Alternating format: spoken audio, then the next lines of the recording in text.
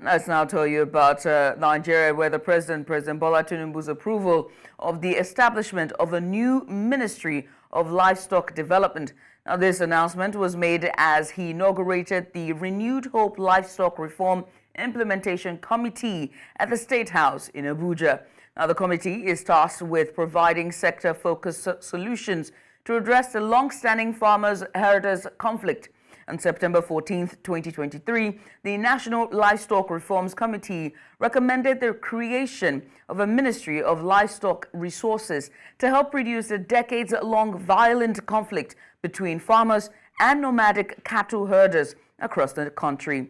The establishment of the new ministry is part of 21 recommendations in a document submitted to the President aimed at enhancing the federal government's comprehensive response to the ongoing violence. So to discuss this further, I'm being joined by the co-founder and Chief Technology Officer, Livestock 247, Dauda Wulgo. Dauda, thank you so much for joining me. I appreciate you for doing this with us this morning. Let's get started, right? A new livestock ministry. I would first like to ask about, this coinciding with, the Ministry of Agriculture. So how do you think the new livestock ministry will shake things up in the government? I mean, when you think about the other departments that are available, how would there be any impact so far?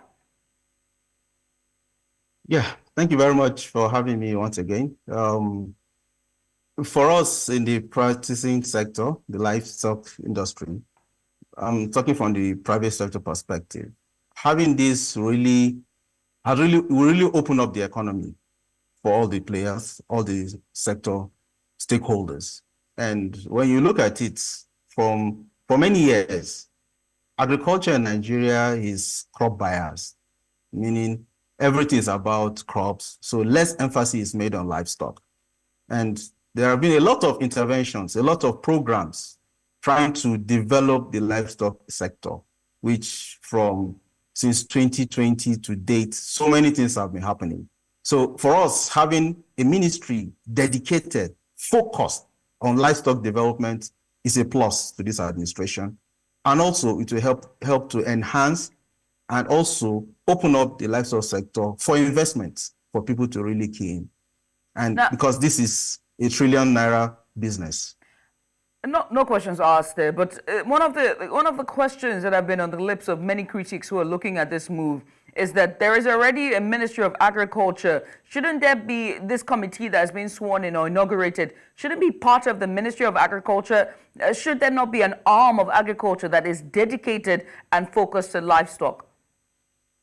We already have that existing for years. So is that not a clash between the two? Then, when you think about Stephen Oransaya's report on the duplicity that we see in the MDAs, which is the ministry, department, and agencies. But come to think of it, when you look at it in this regards, now that industry, that sector for years has been suffering. And the Ministry of Agriculture is very large. There are a lot of things they are doing. And their focus is towards crops. Now, having livestock will really open up a lot of things. Like if you see from the report, issue of farmer-herder crisis, for years it has been going on.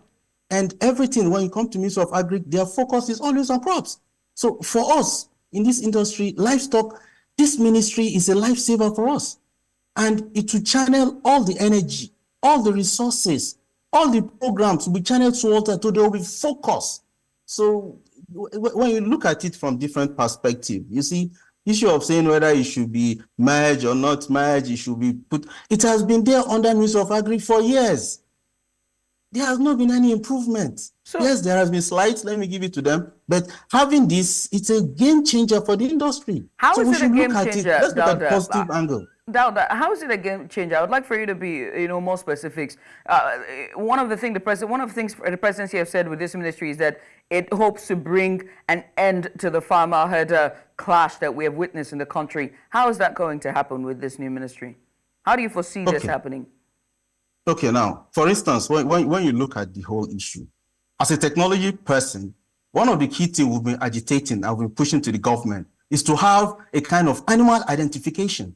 Now, when you have an animal identification system, which means it helps to mitigate this farmer herder crisis that is going on for years. For example, I'll give an instance. When you have a cattle that goes to a particular farmland, eats up all the crops, now with identification, you can tell this cattle belongs to Mr. XYZ.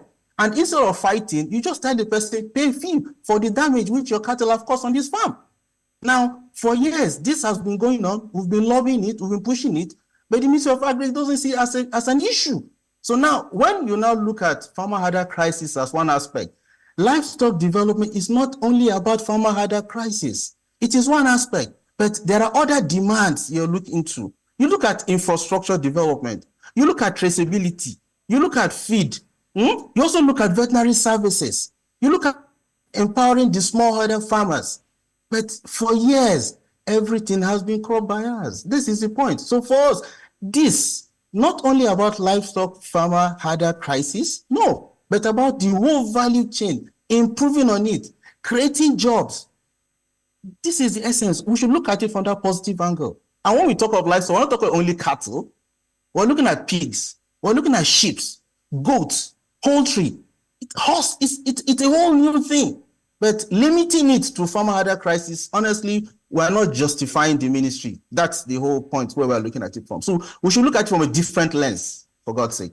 Let's look at it from the different lens that you said and talk about the opportunities that you just mentioned that opened up, right? So, I mean, how would there be likely opportunities for private companies to partner with, government on livestock projects that you just mentioned in terms of PPP? How can they strike a balance between profit and public interest? Oh, excellent. Very, very nice question. Now, if you look at from the South, for instance, there's a lot of initiative private sectors have been doing. They've been setting up ranches, right? Trying to have their own way of solving those kind of issues within their communities. And when you look at it from that perspective, for private sector, people to come and invest into it, they need to see government making commitment into it in terms of security, for instance, in terms of having those infrastructure. For instance, take the cattle market, for example. This is a ₦1 trillion industry that happens every week, off record. Now, if you have infrastructure around those markets, very good water supply, enough gates, enough security for those markets, it will thrive. And that will allow investors to come in. Now, for instance, if you are to invest into livestock, for instance, fattening, take that for example, without identification, which means how do you identify or how would insurance company come in to even insure that your animals? Now, having this kind of things in place, it gives confidence for private sector to come in. A lot of people have funds, they want to go into that industry. Because if you look at it, it's not like crops that is seasonal. Livestock production is continuous.